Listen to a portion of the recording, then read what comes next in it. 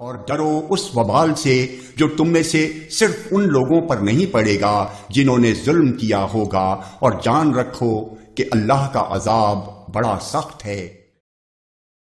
بسم اللہ الرحمن الرحیم، والصلاة والسلام علی سید المرسلین نبینا محمد وعلی آلہ وصحبہ اجمعین۔ ناظرین محترم، اس نشست میں آپ کے سامنے قرآن و سنت کی روشنی میں اس بات کی وضاحت کرنا چاہتا ہوں کہ دنیا میں زلزلے اور سیلاب، مصیبتیں اور پریشانیاں، زمینی اور آسمانی آفتیں کیوں نازل ہوتی ہیں، ان کے اسباب کیا ہیں۔ رسول اللہ صلی اللہ علیہ وسلم نے فرمایا، اس شخص کے لیے ذلت اور رسوائی مقدر کر دی گئی ہے جو میری بات کی مخالفت کرے۔ امام احمد نے اس حدیث کو روایت کیا ہے۔ اگر رسول اللہ صلی اللہ علیہ وسلم کی کسی بات کی مخالفت ذلت اور رسوائی کا سبب بن سکتی ہے تو اللہ کے نبی صلی اللہ علیہ وسلم کی پوری شریعت کو کالعدم کر کے یہود و نصارہ کے قوانین اور ان کے طور طریقے اختیار کرنا کیا ذلت اور رسوائی کا ذریعہ نہ ہوگا؟ اللہ کے نبی صلی اللہ علیہ وسلم فرماتے ہیں، اور حضرت عائشہ رضی اللہ تعالیٰ عنہا سے اس کے بارے میں سوال کیا گیا کہ آپ ہمیں بتائیں کہ زلزلے کیوں آتے ہیں؟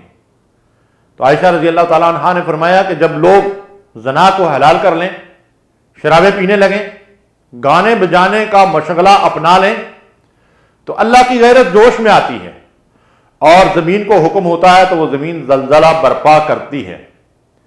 پس اگر اس علاقے کے لوگ توبہ کر لیں اور بدعمالیوں سے باز آ جائیں تو یہ ان کے حق میں بہتر ہے، ورنہ ان کے لیے ہلاکت ہے۔ اس شخص نے عرض کیا، میری ماں ذرا یہ بتائیے کہ یہ زلزلہ عذاب ہوتا ہے؟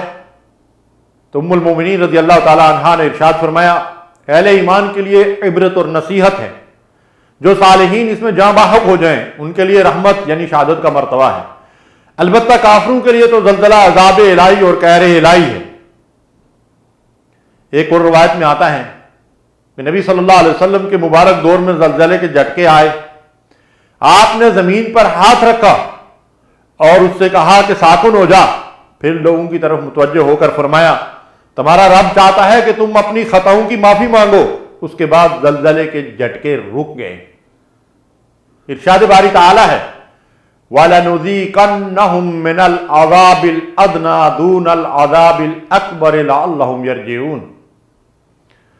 ہم لوگوں کو چھوٹے چھوٹے عذاب دنیا کے اندر بھیج کر ان کا مزہ اس لیے چکھائیں گے تاکہ وہ قیامت کے بڑے عذاب سے بچنے کا سامان کریں، اللہ کی طرف رجوع کر لیں۔ تو دنیا میں جو جھٹکے ہمیں لگتے ہیں، خواہ وہ زلزلے کی صورت میں ہوں یا سیلاب کی صورت میں یا کسی آندھی اور طوفان کے ذریعے یا کسی اور نقصان کے ذریعے، یہ ہمیں خبردار کرنے کے لیے ہے، یہ ہمارے لیے وارننگ ہے۔ اور اس کے بعد اگر ہم اللہ کی طرف رجوع کریں تو ہمارے گناہ بھی معاف ہوں گے اور ہماری نیکیوں کو اللہ تبارک و تعالیٰ قبول بھی فرمائے گا اور ہمیں اس زمین میں مزید پنپنے کا موقع بھی دے گا۔